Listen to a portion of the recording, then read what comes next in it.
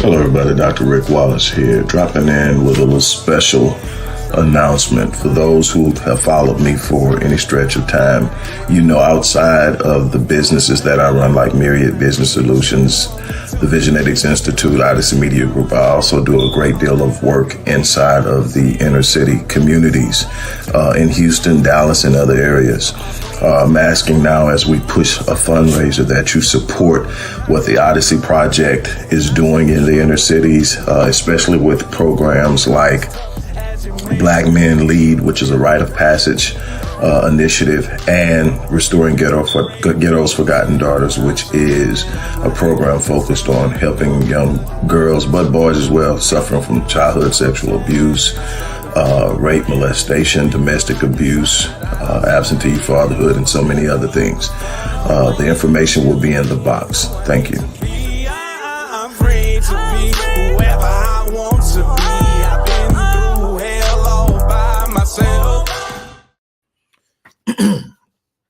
Hello, everybody. It's Dr. Rick dropping in. Hope everybody is off to a great start to your year. Look, I'm going to get right into this. You saw the intro. We're in the middle of a fundraiser. There's so much work we do. I'll try to cover that as I move on, but there's so much work we do. If you follow, you know, we need your support. Go in, and there are a number of different ways to give. Preferably, I would like you to process through the organization's donation link or through the organization's CashApp. We do have a GoFundMe page for those who prefer to do that. They just take a pretty significant processing fee. But we definitely need to get in the mindset of getting behind those programs and those organizations and individuals who are actually fully engaged in achieving things. What I want to talk to you about is something that I am immensely passionate about. It's something that I've lectured on for years, something I've written on for years, something that I've been directly involved in for years, and that is recapturing Black manhood, recapturing the roles that in many ways we abdicated decades ago in the midst of the turmoil and frustration that we were experiencing. And I'm not here to make excuses. I'm not here to reason or rationalize how it happened or why it happened from the male perspective, but to issue a clarion of importance that we need to step into our roles. I have often said that we as a people will only get as high as our women are able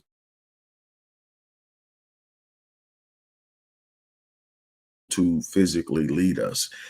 This is a combined effort. This is an effort in which both Black men and women are going to have to learn how to come together on. There's a reason why there is so much energy and effort put towards creating a chasm between the Black man and the Black woman, because the unification of Black male masculinity and Black female femininity is unbelievable. And what can happen in that when that chasm is closed is astronomically phenomenal. And the thing is, they know that better than we know that. And there's this constant push. When I look at a lot of the things that we practice, a lot of the things that we do consistently, one of the things that comes to mind is my understanding and studying of propaganda years ago. And the idea behind propaganda is people think power is your ability to force people to do what they don't want to do. No, the true power is in being able to convince people to do what you want them to do and making them think it's their idea. And in many instances, there's so much we do that we really believe it's our thoughts, it's our ideas. And actually, it's been a storm of and cascading force of ideas, concepts, and ideologies that are diametrically opposed to the values, interests, and principles of Black progress and the Black collective as a whole. When I created Black Men Lead, one of the goals was to socialize young Black males in a manner that would reduce African American adolescent and young adult male violence. That's the reason I started the research. In what ways could I create programs or mechanisms to directly impact the proclivity towards violence? And I found out it's possible. It's not only possible, we've done it, but we need to do it on a grander scale. But I discovered far more than that. I discovered the absence and the gap that's created by this 1.5 million Black men that everybody keeps talking about that have disappeared. They haven't disappeared. 1.3 of them are in prison. That's a whole nother scope that can be mitigated through proper socialization. But I want to talk to you about a specific thing that I made a part of the program. And it is a part of the program where we have conversations with young Black males in an open environment where there is a safe zone where young Black men young Black boys, young Black adolescents, and young Black males, young men can talk about things that are deeply seated inside of them that they have long struggled with, but didn't feel they had anyone to talk to about it. And it's called Talks My Father Never Had with Me. And it started by seeing that written somewhere, but then it hit me. And I remember I grew up, my great-grandfather reared me, my grandmother's parents reared me. And so I had a man in the house. I had a man who was born in 1909, who had to leave school at the second grade to go out into the fields with his father, who was a sharecropper, just to make ends meet. So I had a man's man. He knew how to provide. He knew how to stand up and square his shoulders. He knew how to make something out of nothing. He taught me so much. But the thing that I remember is I've got this man. And ultimately, the conversations that he and I had were revolutionary in the sense of how my mind functioned and how I moved into the world and what I demanded of myself and how I saw myself as a man. They still govern me as principles in my manhood. But what I remember before that is the fact that my dad, despite having a male figure, a father figure, my great-grandfather, as the man in my life, as the head of the household in which I operated, there was still a part of me that wanted to talk to my dad. Now, I never got that opportunity. I never met him. First time I saw my dad was at his funeral. So I have a unique perspective in this whole idea of manhood. I have a unique perspective in how we must be dealing with and creating the ideology behind Black masculinity, Black manhood, the roles of the Black man, recapturing and reclaiming what we've abdicated, stepping back into the roles, being proud of where we are demanded to be, and being prepared to fully walk into the responsibilities that come along with saying I'm the king, that come along with saying I'm the head, that comes along with saying I'm a Black man. There are some responsibilities, there's some accountability, there are some things we need to do, but it starts with the talks that the vast majority of Black males aren't able to have with their fathers. These conversations about testosterone early in life when you go through puberty, these conversations about relationships with women, starting with their mom and their siblings, these conversations about financial responsibility and how we move in the world, these conversations about identity and a sense of self. See, one of the things that I learned early in my research and in my studies, and as I began to expand my knowledge of psychology and sociology and how many social constructs are engineered for certain specific purposes and outcomes, and we are very rarely at the positive end of those outcomes and how that comes about. A lot of it is because we are consuming the wrong thing and we're processing, and it is becoming a part of our subconscious responses and behaviors, and it's leading to what we're getting in this world: highly emotionalized, highly reactive men, instead of men who are proactive, instead of men who are able to manage their emotions. The emotions exist, nothing wrong with emotions, but you need to be able to manage them. You need to be able to operate in a mindset and in a way that you're able to reasonably and rationally and with great calculative intent determine the outcome of situations in which you are responsible for the outcome.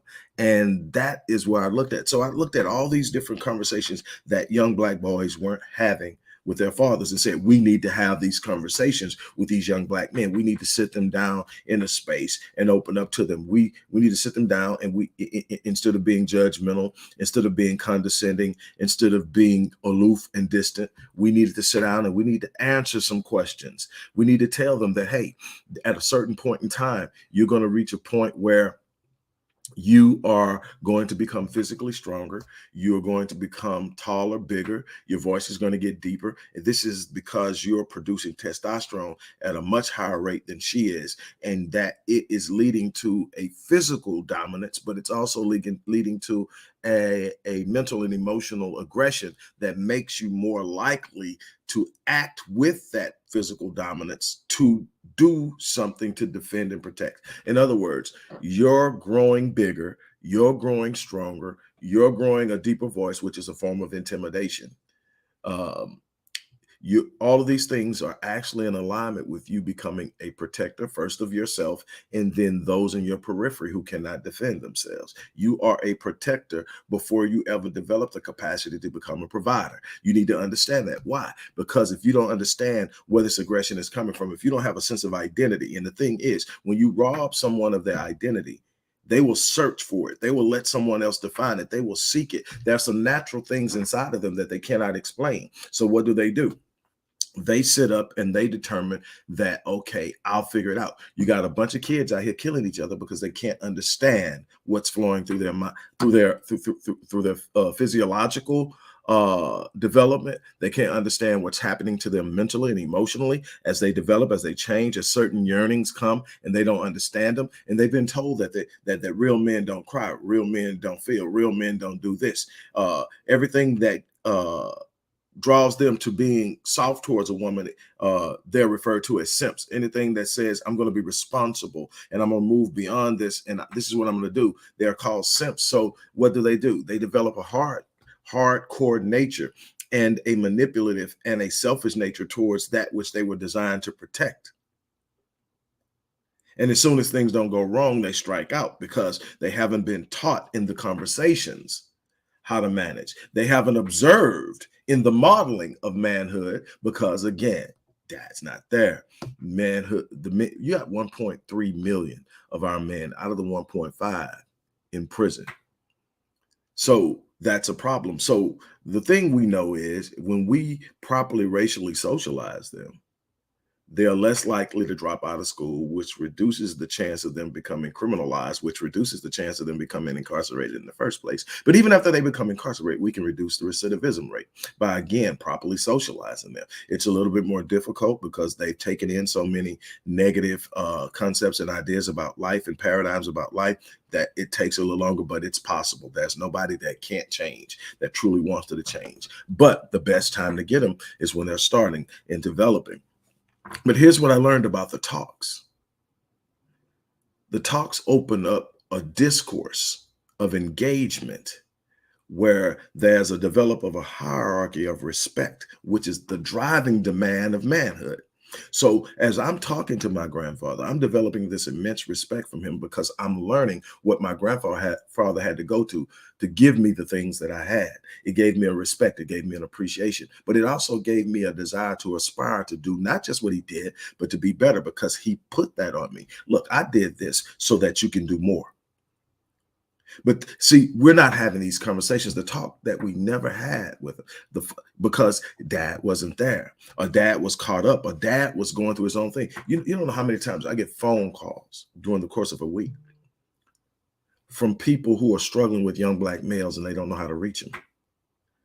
Young Black males suffering from suicidal ideation, young Black males suffering from anger issues, young Black males who have a penchant towards violence and emotional disruptions in school and in relationships and in the home, and they don't know how to reach them. And there's this group that I definitely relate to, the guys who have married into a situation where young boys are already present, but dad isn't really active. See, I've become that.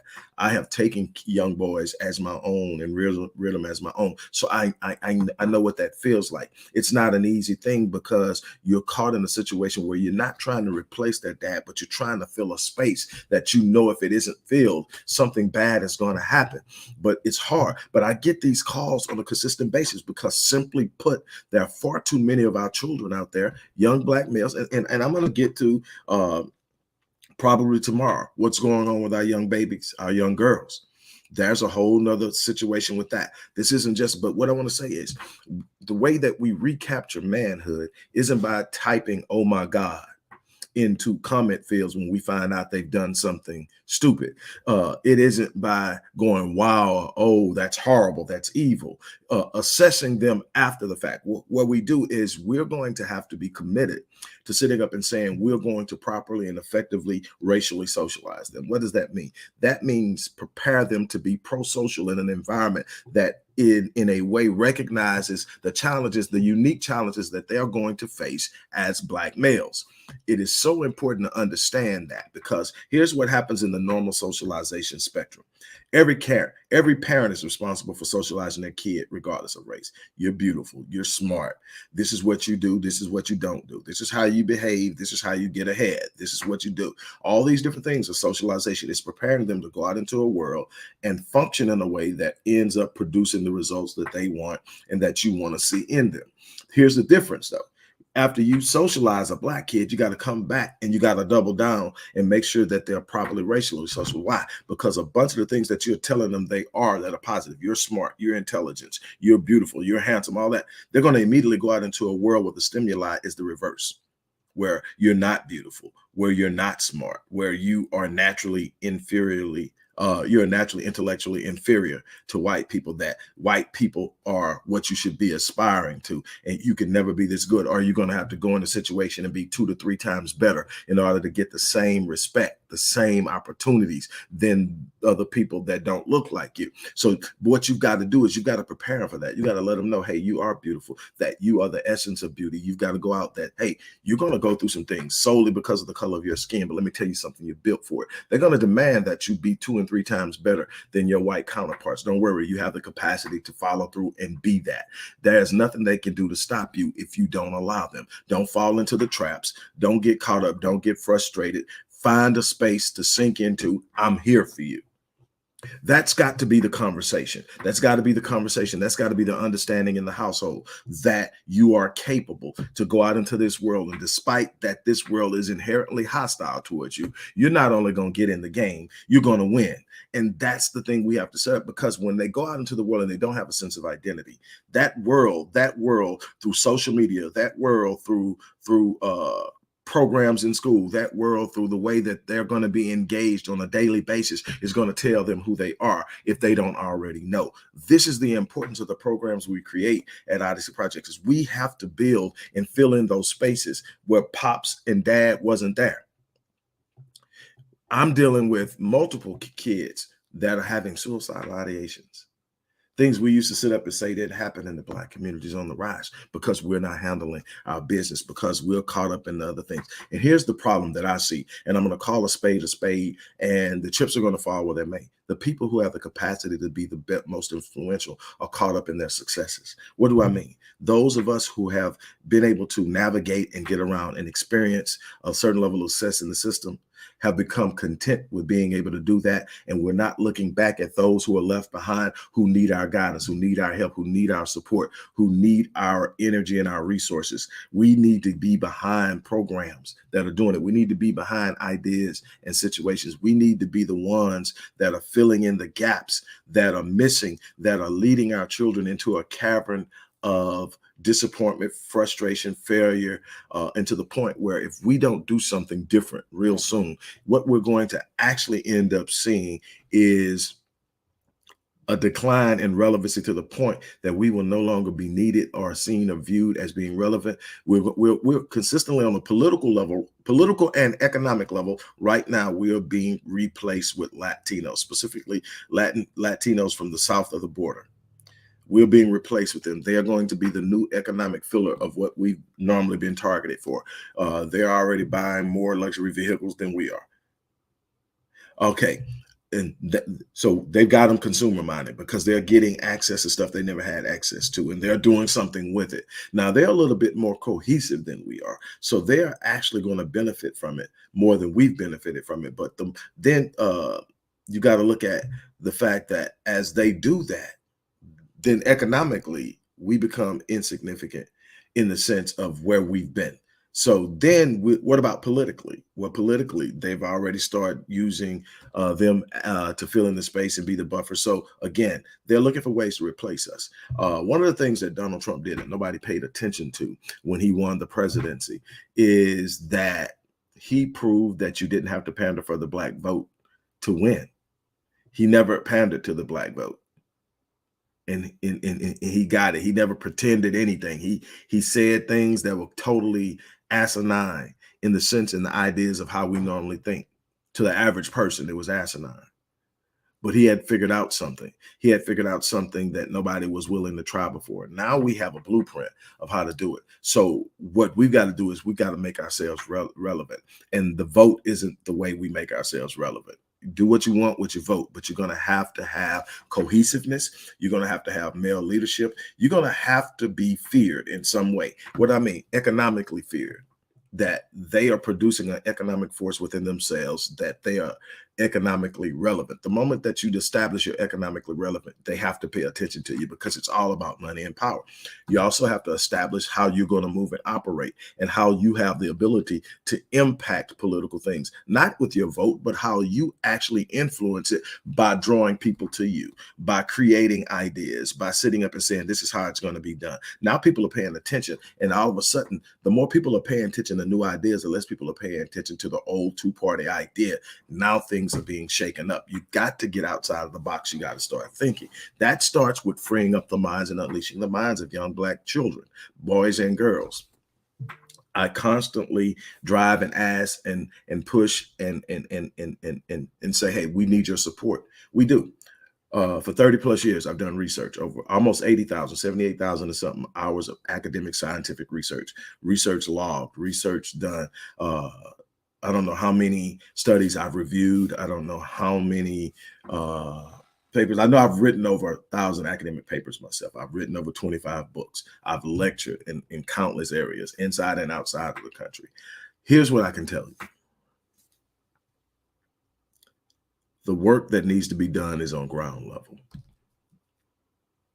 We have far too many children that are getting lost on the wayside. In my book, Academic Apartheid, I point to the point of the disproportionality of special education referral for young black males. Our young black males are disproportionately more likely on a percentage level to be referred for special education assignments and IEPs than any other kid, especially a white kid. What happens when you put that child at 5 years old already being alienated in spaces, already being pushed aside, already being said something's wrong, being classified or diagnosed with ADHD, oppositional defiant disorder, and other mental disorders that they're going to be tagged with for life. Now they're in a program where those particular, especially oppositional defiant disorder and ADHD, which opens them up to now being prescribed psychotropic drugs like Ritalin, Norvasc, Concerta, Adderall, and so many others that literally alters their brain chemistry and renders them in a docile state, in a state where they really truly can develop. And then they're also Schedule II drugs, so they're highly addictive. So we're getting 5 and 6 and 7-year-old black kids addicted at a disproportionate rate, and we don't see how it is impacting their view of the entire process. So you increase the alienation, you increase the dropout rate. You increase the dropout rate, you increase the incarceration rate because they're connected. It's the school to prison pipeline in a way that people don't really pay attention to it. I'm alienating you. I'm already preparing you to make an early exit out of high school or even before that. And then we'll be there for you when you realize that you can't earn a living without at least a high school diploma or some type of skill set. We need to be preparing them. We also need to prepare them to understand that not to fall for the college okie doke. The vast majority of money that's being made right now by black men aren't black men with degrees. It's black men with skills. What kind of skills? Plumbers are making 6 figures. Electricians are making six figures. Auto mechanics are making six figures. It's a less expensive education. It's a more rapid approach to it. You can get to it from high school too. It used to be that in the inner city, you could take wood shop. It used to be in the inner city, you could take auto mechanics. It used to be in the inner city that you could do this, but they started to commodify the black man. Same time they started commodifying the black man, they started to take away the way the black man could make money. They deindustrialized the inner city. They took the warehouses, the plants, and everything where black men were going with high school diplomas or less and getting jobs to support their families, where they were making good money and supporting their families. They took that out the inner city. They also took the programs starting at the end of the 70s and the early 80s out of the school that taught them how to do these things, and then sit up and started to push college. Well, first of all, not everybody's made for college. Not everybody's made for college. So then what happens? Then you are sitting up and you're saying, okay, now I'm going to get $100,000 plus in student loan debt. So now, even if I get out and I get a job, I'm getting a job that when I look at it, I look at everything I'm going to have to do as a man. Take care of myself, take care of my family, take care of my kids. Now I've got to pay back a student loan. If I'm lucky, I pay it off by the time I'm in my 30s. But that's 10 years that I'm behind in trying to close this wealth gap between me and the white man. And so what happens? I'm constantly going. And yes, it impacts more than black people, but black people are the most emphatically impacted by it because we're closer to the poverty line on a grander scale. There are far more of us closer to the poverty line than it is of them. The median household wealth for whites are $177,000. The median household wealth for blacks is $17,000. And in some studies, as low as $7,000. So what we're looking at is a massive wealth gap that we have to find a way to close if we ever expect to experience power. Where again, it starts is in the preparation of young black males and young black females on how to carry themselves, how to move, how to pursue. We need to let them know who they are. We need to unleash their creativity. We need to unleash their imagination. We need to challenge them to create solutions where solutions don't exist. Don't automatically think because they say this is the way it has to be done, that that's the way it needs to be done, because that may not be for you. That's a system created for them. What way can you do it that circumvents it? What way can you do it that you can overcome it? If you're going to pursue a degree, know how that degree is going to pay you. Know how you're going to use that degree. Understand that if I can't get what I believe I'm worth in the job market, how can I use this degree in my own self to create a space for myself using all the mechanisms that are out there? These are things that we should be having talks with young black males about. But here's the thing that we need to also understand. We're losing our young black males in the area of mental health. Mental illness is a real issue. It's taboo. Nobody wants to talk about it. I'm actually doing a conference for Delta Sigma Theta Incorporated.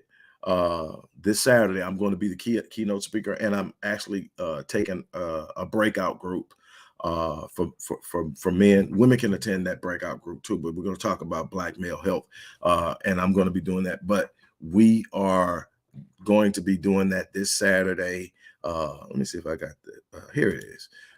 It's actually the Schoenberg Hoffman Estates alumni chapter of Delta Sigma Theta Sorority Incorporated. And the name of the conference is Heart to Heart. It is Heal, Engage, Accept, Reset, and Transform. It's a mental health conference. I am the keynote speaker. I am grateful that they thought enough of the work that I've done to reach out to me and ask me to step into that field. But this is an area where we're suffering in a large capacity, and it's impacting our ability to be mobile in this country. It's impacting our social connectivity. It's impacting so many things, and social media is playing a role in it. The economics is playing a role in it. Our inability to connect and to disconnect, the fact that there's no real safe space for a black man to say, I'm having an issue, I'm not okay, I'm worried, I'm scared. Because we're not allowed to not be okay. We're not allowed to say, I'm feeling a little moment of weakness. We're not allowed to say, I'm scared. So we sit up and we pretend and we carry it until we explode or implode. And either way, we cause damage that could have been mitigated, could have been stopped. We could be creating stronger black men. It was Frederick Douglass that said it's so much easier to create strong children than it is to heal broken men.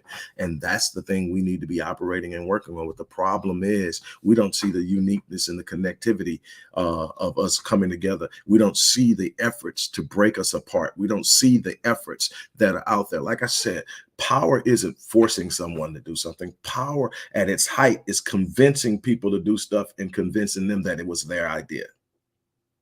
That's what propaganda does. That's what constant barrage of uh, negative stimuli in way of music, in way of uh, writing, in way of movies, in way of information being pushed. That is this collective psyche that I talked about in collective dominant bias theory, another study that I did and wrote on, where we literally are collectively believing a lie pushed upon us that is hindering our ability to stand up and become who we are really truly designed to be. They know it. They're afraid of it. The one thing they don't want is unity. Hoover told us this in the late 60s. The greatest threat to national security isn't Cuba. It isn't Russia. It isn't China. It isn't the Arabs in the Middle East. It's Black unity. That was his exact words. Black unity is the greatest threat.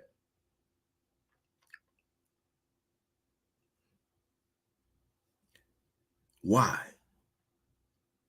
Because so much of what this country has become was on the back of our ancestors. But that's not the only thing. So much of what they've been able to sustain and maintain and even grow has been at the cost and at the expense of our well-being, of our worth, of our value, of how we see ourselves. We have constantly been fed misinformation about who we are, so that we never step into the fullness of who we are, and we never become it. We owe it to our children not to allow them to walk into that same thing. We owe it to our children to be engaged in their well-being, to be engaged in their development, to understand, yes, we're at a disadvantage because we have a significant number of, we make up 14% of the population. Our men make up around 6.7% of the population, but we make up 40% of the population in the prisons. The majority. We have more Black men in prison than we have white, while they outnumber us and outcrime us. But that's another thing. So how do we mitigate it? We have to meet it on the front end. We've got to create young Black males who know where they're going. We got to create young Black males who are aware of their identity. We have to create young Black males who have had the conversations with older, wiser Black males that have given them an understanding of what's necessary, of what's powerful, of what their responsibility is. This isn't about liking everybody. This isn't about agreeing with everybody. This isn't about the kumbaya, everybody's on the same page. This is about, we have a responsibility that even when we're not agreeing, to stand in unison with one another. I can be in disagreement with you, but I'm never going to move against you. I may have to step back and let you do that thing because that's not something, but I'm never going to sit up and go against you. I'm never going to allow the system to use me to break you. I'm never going to allow my trust or frustration to cause me to be a harming mechanism in your life. I'm going to see you as valuable in this world because we disagree. You represent my balance. You represent the offset of how I move, how I think, how I operate. It needs to be there. We need people who are warriors. We need people who are intellectuals. We need people who have caring hearts. We need people who will sit up and say, I ain't worried about none of that. I'm about to get you. We need all of that in order to be what we are capable of being, but we need to be able to see what is necessary in need and move together in unison and operate in unity. That's what they fear. And there's a reason they fear. When they say, if you want to watch and understand how to move, watch what they push on you and watch what they don't want you to do. When someone tells me, when someone is going out of their way to stop me from being unified, I may not even know why, but I know it must be good for me and bad for them. When someone sits up and pushes me to be extremely selfish and consumer minded, I must know it can't be too good for me and it must benefit them. I don't necessarily have to know how, but I need to know that it's not. So I can look at it and say, well, okay, obviously they don't want us to connect. So then the first thing I've got to learn and work on is connecting. And I've got to understand what happens when I connect. What happens when I join forces? One of the things that I've noticed, and one of the things that I've put a lot of energy and effort in, is that Black men will come into groups in certain areas, but Black men won't come together to build together. That's a competitive nature amongst us that we've been given. The only way that we have power, the only way we have relevance is when we measure it against another Black man. So I can't help you get on because you might get more than me. You get more than me, people will see you more than they see me. People will respect you more than they respect me. People are going to sit up and gravitate. I can't do that. We don't see the power in pulling each other up. We don't see the power in operating collectively yet. And that's something that has to be integrated and socialized into young Black males before they get old enough to see each other as enemies. The work that I've been doing for years is embedded in the ability to strategically map out plans that work.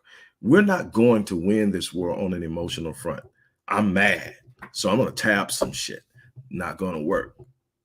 I'm crying and I'm hurt because you did this to me and my family. Please look at what you did to me and my family and know that you were wrong and come back and apologize and fix it. This isn't a moral issue. This is a survival issue. This is the survival of the fittest. This isn't a moral issue. They push moral code, but don't practice it. They push it because there's a natural genetic inclination inside of us that wants to be right. We don't have that gene to where we just want to screw everybody over. Desperation will take us to some dark places, but naturally we want to be good. So they know that. So they push the moral code, but moral code won't win this war. What will win this war is sitting up and saying, I'm going to do what I have to do to take care of my family. I'm going to do what I have to do to strengthen my community. I'm going to do what I have to do to rise up and be everything. And what I'm going to do is understand that it's not moral code that's going to control how they behave and how they act and how they treat me. What it's going to be is consequence. So I'm going to start applying consequences to every negative action that I don't like in my life. I'm going to add consequences to rogue cops coming into my community, harming our children. I'm going to add consequences to how you deal with me in the political arena. I'm going to add consequences to how you alienate me in the academic sphere. I'm going to add consequences to how you treat and maneuver around me in corporate in market eras. So I'm going to create within myself an ability to apply consequence. It doesn't have to be a physical consequence, but it can. It can simply be, this is what we're going to do about it. We're going to create this mechanism. So you're going to lose this amount of our economic spending power because we're going to invest it in this now. We're going to sit up and do this instead of asking you for anything. So keep it. We got it. And so you won't have a chance to participate in any of our growth in this area. We're going to take our skills and we're going to build for us instead of building for you. We're going to take what you've been robbing us for years, and now we're going to invest it in ourselves. It has to be a mindset that we're going to apply consequences to negative action because it's the consequences in life that stop most people, not the morality.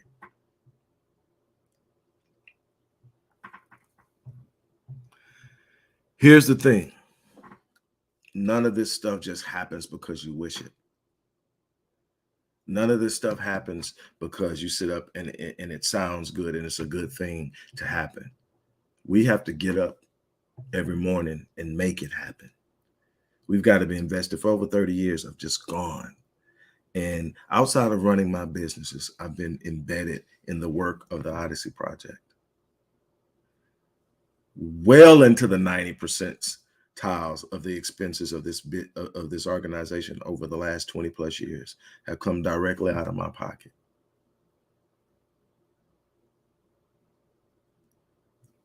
I don't do a whole lot of complaining about it. Every now and then I get frustrated and I mention it because it's significant. I'm not doing this for my house. I'm doing this for my people. And they understand this. Have you? I want to point something out to you. There is no shortage of nonprofit organizations that are out there that have millions of dollars flowing into them. And the image and the narrative that's being presented is, look at all the money we're pouring into the inner city for this. Look at all the money we're pouring into the inner city for that. Look at this. Look at this. Here's what I can tell you. No major big name organization is pouring millions of dollars to anything that works in the Black community because they don't want the Black community to thrive. They don't benefit from the Black community thriving. So you go back, look at all the millions of dollars that are flown. Show me what it's done. You have to follow the results, not just what they're saying in money, because that money's coming back to them. That's a part of the cycle. The money's coming back to them. So they're not really giving it. They're pumping it in. Everybody's eating off of the lie about how we're helping Black people when you're not. You don't have a widening wealth gap when you're helping people who have proven if you give us a half an inch, we'll build a mile. So you got to sit up and say, if we have a widening wealth gap, what the hell is happening? It's because we're gassing you. We're telling you we're putting it. Look at the $1 million that are flowing and tell me what's coming out of the programs. Nothing. Everybody's getting their pockets fat, and Black people are being used as the poor Black people. We're helping them. You're not helping. And then look at the programs that work. Ryan Clark, a white man on the East Coast school. Unbelievable how he learned how to teach young Black kids through music. Everybody, instead of told of being still, they crump from the moment they walk in there. And he's one of the few schools that I've seen that has been able to convince Black men to come in and teach. Black men bailing on teaching like crazy.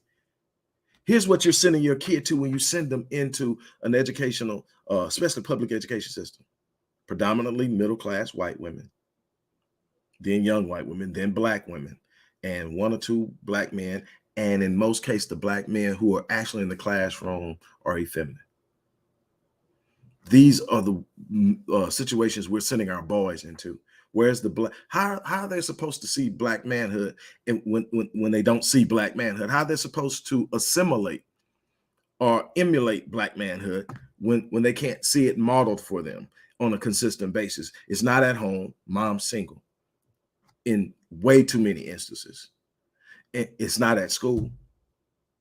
And then I'm being dominated or feared by white women and then put in situations where I'm being classified as ADHD. I'm being classified as oppositionally defiant. I'm being classified as disruptive. I'm being classified as learning disabled. All these different things and tags are being put on me. Now I got a special education tag. I'm on an IEP and they get double the amount of money from the state that they would have been getting if I would just be a regular student. I have become a commodity already. And now I'm being mishandled already. Our responsibility is to educate them. Even if you got to send them to public school, there has to be a program. There has to be some way that they are being properly educated about who they are, where they come from, what they're capable of, all the things that are possible for them, so that they don't get misled by the images and the notions that are going to be presented to them about who they are and what they can expect out of life.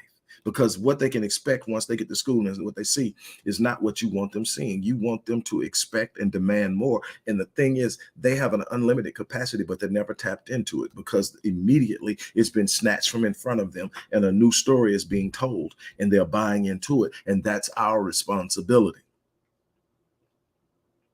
We have to do better. There's no shortage of people tearing into Black men, maligning Black men, how trifling Black men are, how horrible Black men, how violent Black men are, but nobody's talking about the development of Black men. See, Black men aren't born, they're built. We get little boys and we determine what those little boys become. But by what we put in front of them, by what we put in their minds, by the challenges we give them. The rite of passage for Black man lead is about saying, this is what you're meant to become. We give them something to strive for. Every other group that you see that is successful has some form of a rite of passage for their males and their females. In other words, you're not just expected to feel your way out and fall into manhood and womanhood. This is what manhood and womanhood looks like in our culture, and this is how you're going to get there. And we're going to walk you through it, and we're going to be there for you when it gets tough. We're going to be there for you when you get frustrated and you can't understand it. That's the thing we're missing on. So when I ask you to look in the description box and donate, it's not because I'm just sitting up and I'm cruising through this. I didn't just show up. I've been on the social media thing since there was a social media. I've been doing it long before social media was a thing, before anybody was talking about doing anything on the internet. I've been doing this. I've been doing the research. I've been sitting up and developing the programs. I've been working with people. I get calls every day of people I'm working with. Like I said, I'm doing this mental health thing. I've gotten contacted by another person with a mental health clinic on the East Coast. I'm going to connect with them. I'm going to work with them. We're going to get things done. We have to tackle this issue of mental health. Mental health. Let me give you just some insight on that and how it looks for Black men and for our women too. Across the board, regardless of gender, regardless of age, suicide has increased over the last 5 years in the Black community by 30%. And no, this isn't where we're just seeing it more because it's on social media. No, these are actual numbers being kept. Actual successful suicides have increased in the Black community by 30% over the last 5 years. See, I can tell you where a lot of it is coming from. That's what I do. I put the work in. That doesn't come from research. It is timely, it's costly, but it's necessary. It's the ugly thing nobody wants to do that I actually love doing. But it takes time. It requires so much. I love doing it. I love learning from it because it teaches me how to help people. When you understand the cause, now you have access to the cure. If you never discover the causality of something, you can only deal with symptoms. Masking symptoms is why the entire America is sick right now. Pumping medications into people to mask the symptoms and never deal with the cause. You never deal with the origin. You never get rid of the problem. When you discover the origin, now you can control the start of something. You can change its trajectory. You can do something different to create a new outcome. That's the importance of this thing. This isn't something small. This is something magnificent that the world should have, the Black world should have access to. But let me tell you something. When I'm sitting up and I'm doing this, I'm saying we need to understand that we're responsible for us.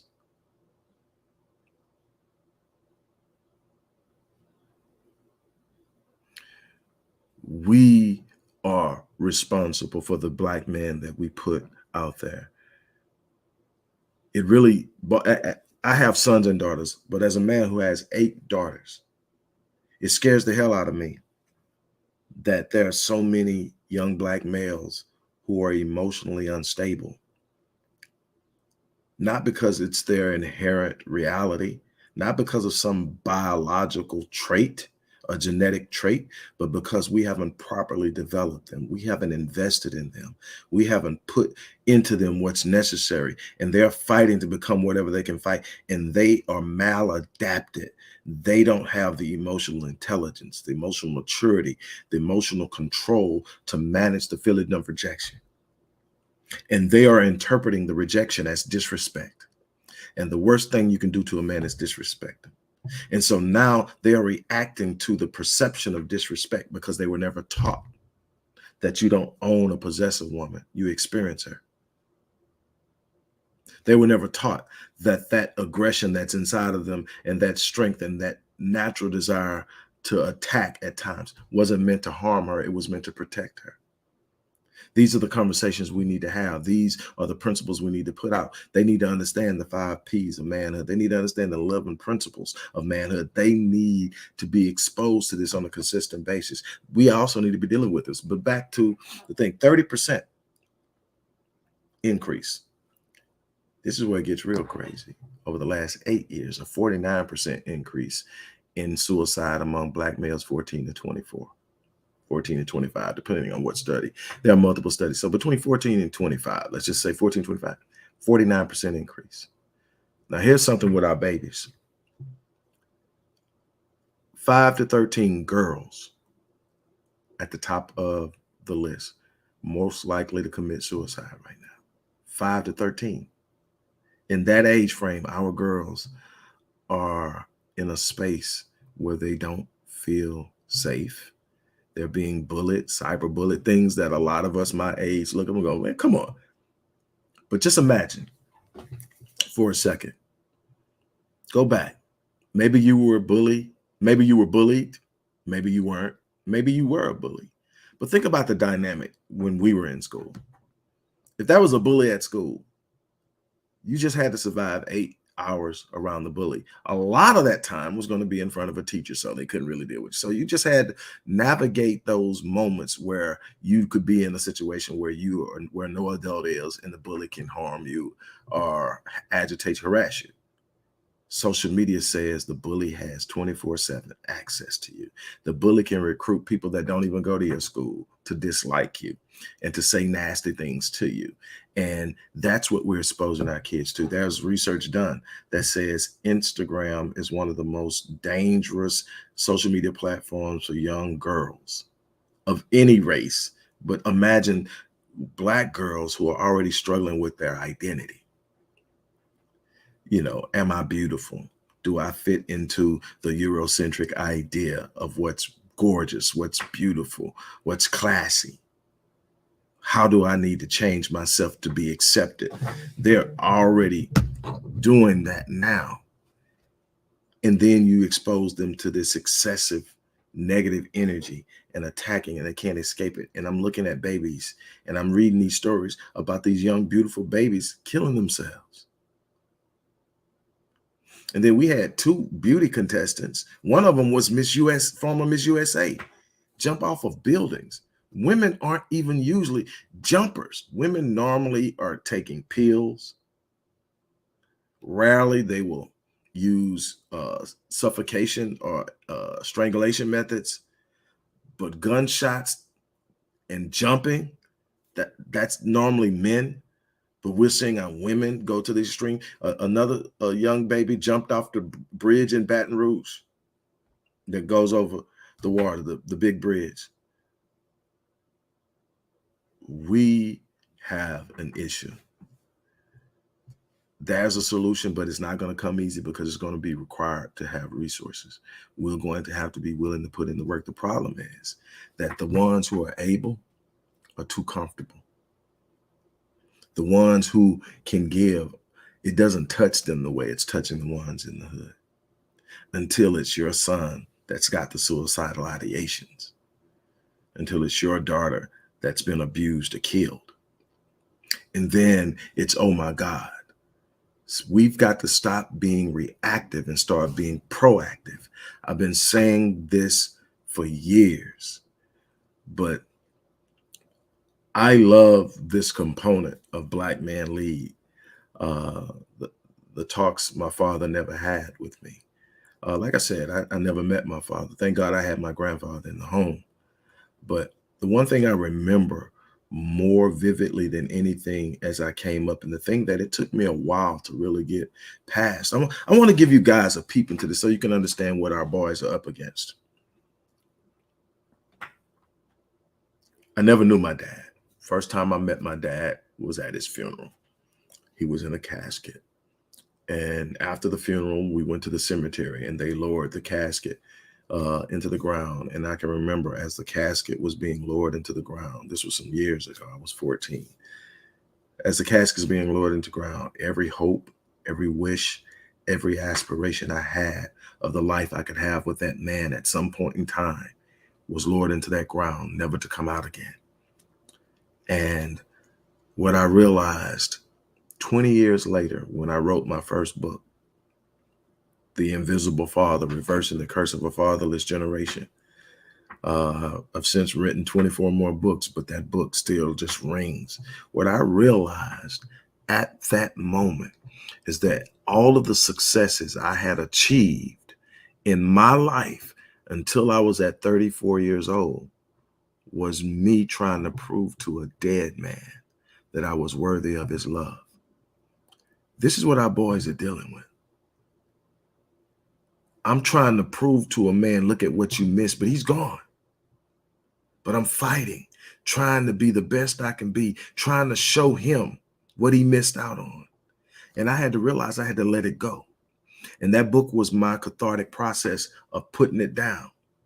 But I'm watching so many sons that I deal with that are angry, but they don't know how to explain or express their anger. It is absolutely imperative that we start to deal with this. I'm challenging everybody who's watching this to share it with someone.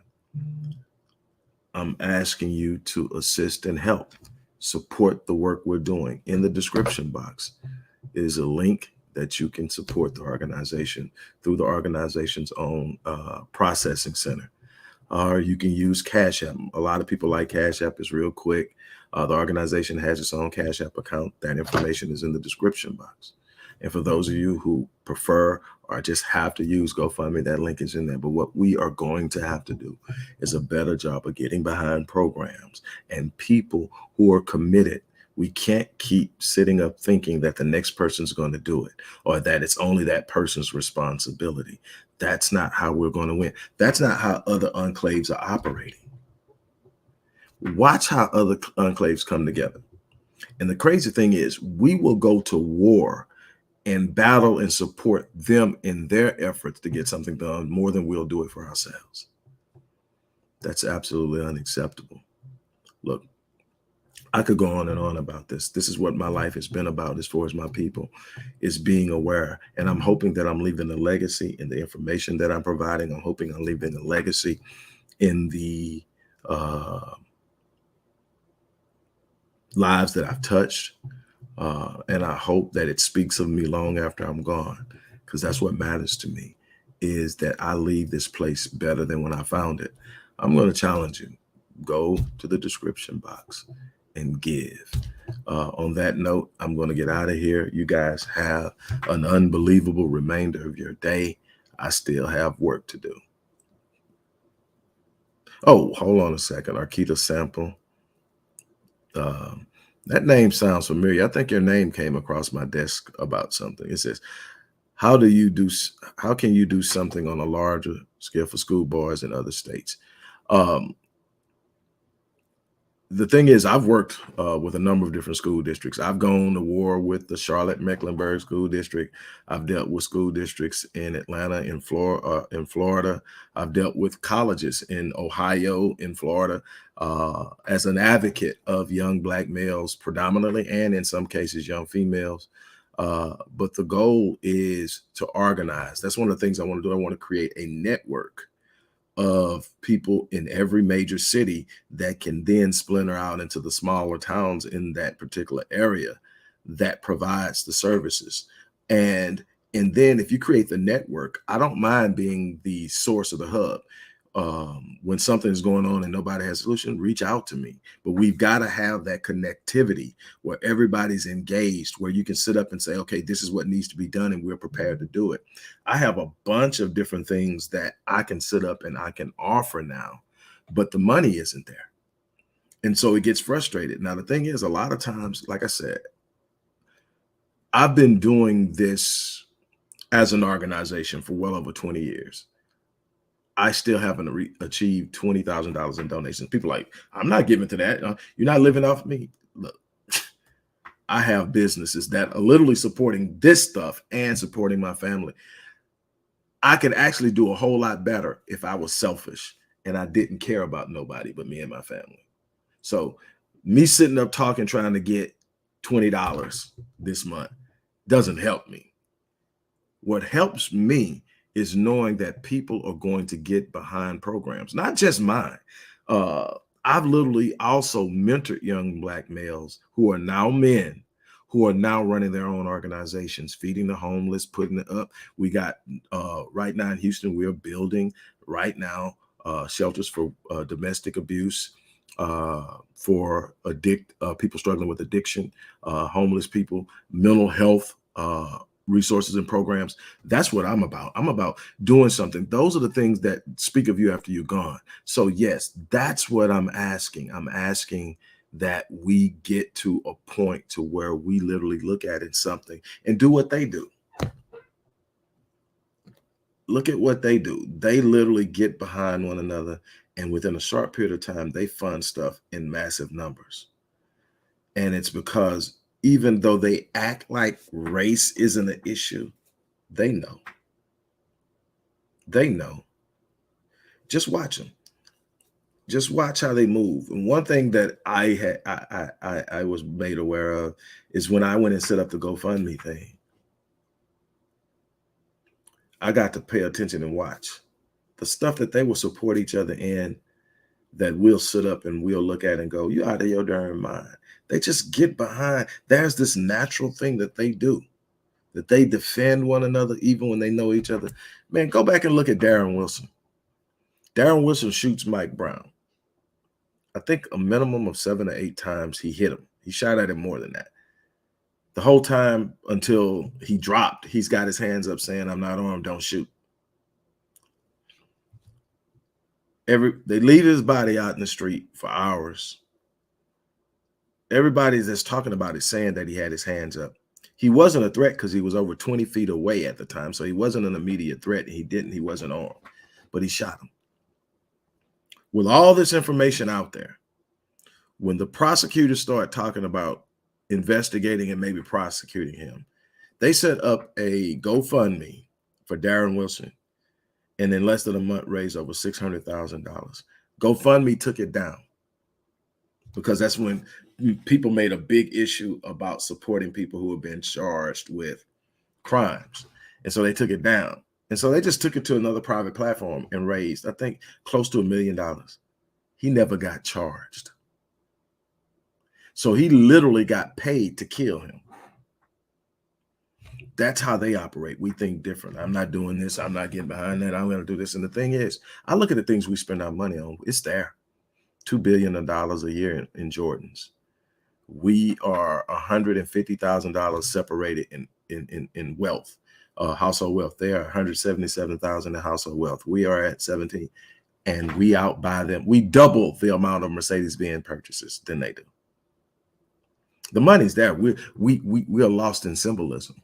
We're lost in proving to everyone that we've made it, that we are successful, instead of sitting up and creating a powerful force that insulates our progeny, our offspring down the line. That's the problem. What you have, one thing I've watched, and one thing I teach in Legacy Wealth is how much of our wealth that we do accumulate gets lost in probate in other instances because we didn't properly protect it, because we were too busy showing it and we didn't properly protect it. And so our kids end up starting over. And by the time our grandkids come around, none of what we created touches them, because we're lost in symbolism, because we refuse to develop a capacity for understanding how wealth is built, because we won't build the mindsets that are focused on pro-Black values, interests, and principles. And as long as we're operating like that, we're literally serving their interests. It's that simple. It is that simple, no matter how you want to look at it, no matter how you want to shape it, no matter what, that is what we're looking at. So with that being said, look, I'm going to get ready to get out of here. I definitely appreciate you guys stopping by. Like I said, I hope that you will share, click the like button. If you haven't subscribed, subscribe. This is going to be an ongoing thing. We're going to talk about some things. The thing I want to do is I want to bring as much knowledge as I can. One thing that I think that the people who have been here for a while will tell you, I'm not a know-it-all. I'm going to share what I know, and I know a lot, but I'm not a know-it-all. I don't bring my ego to the page. Now, if you disrespect me, I will check you, and I will check you unapologetically, and I will check. You will definitely know you've been checked, but I don't need you to agree with everything I say. I don't need you to be a yes person. I need you to be aware. I need you to be a participant. I need you to be a part. I need you to contribute. Another thing you could do is go to the site, the Odyssey Project 21.top, and hover over the labels at the top. And one of them is the Blueprint 1.0. I'm loving to put some great minds together to update that blueprint. So with that being said, look, I'm gonna get ready to get off of here. Anybody who has more questions, feel free to email me at the Odyssey Project 21, CEO at the Odyssey Project 21.top. Email me, ask me the questions, pick my mind and ask me things you need to know about me or whatever. I'm open. What I want is to create a network. That doesn't come free. We need your support. We need your support for Black men. We got to socialize these kids. I'm gonna say this, and then I promise I'm done. This is what I learned. I came across socialization as a means of mitigating and reducing the risk for violence among African-American adolescent and young adult males. Here's what I got out of studying socialization, in addition to reducing the proclivity towards violence. It increases their capacity to stay in school, which reduces their chance of being incarcerated. It increases their level of responsibility and accountability and willingness to get married and support a family. It also increases the fact that they'll be business owners and be in a better position to earn more to support those families. This is what proper socialization would do. It literally sets the path to a better life, not just for them, but for everybody that they come in contact with. But when we don't do it, we actually rob them of that opportunity. And then we get upset because they're out there and they figure out other ways to get it. You got an entire media cascade, big upping jewelry and cars and everything like that. And you can't get that working at McDonald's. You can't get that working at Popeyes. You can't get, so they don't have the skill set because we drove them out. We allowed them to be driven out of school and alienated in the school process, starting at kindergarten, 5 years old. So what do? They're out there creating it the best way they can. And they're running over and destroying anything that tries to get in their way. That's on us. We can't keep doing that. Because again, we will only get as high as our women lift us, but we will only get as far as our men physically lead us. They can't lead us anywhere but destruction. It's on us to change that. It's not a quick fix. You're not going to throw a Band-Aid on this and it's going to go away. We're going to have to literally start preparing these kids to be better. I always say that if we're going to ever truly experience empowerment, we're going to need men who are willing to plant seeds, who they may plant seeds where they may not live long enough to see those seeds come to fruition. Everybody wants a pat on the back. Everybody wants to be the man. Everybody wants to be the one who got it done. Somebody needs to be the person. I'm going to plant this. I'm going to nurture this, and I'm going to pass it down. Maybe my grandkids will benefit from it. Oh, that's powerful. But that's not how we're built. We got to change that. On that note, look, I really appreciate you. I'm ready to get out of here. Again, email me if you have any questions, and so much more. Somebody asked about Dr. T. Hassan Johnson, man. I love that dude. Him and Dr. Curry done a lot of work in that, and I have no problem collaborating with him. So, you know, that's definitely a possibility. I would absolutely love to do that. I didn't get to see all of these. They kind of came in quick before I jumped over here. But anyway, once again, thank you guys for spending an hour with me, a little over an hour. You guys have a great day, and we will talk soon.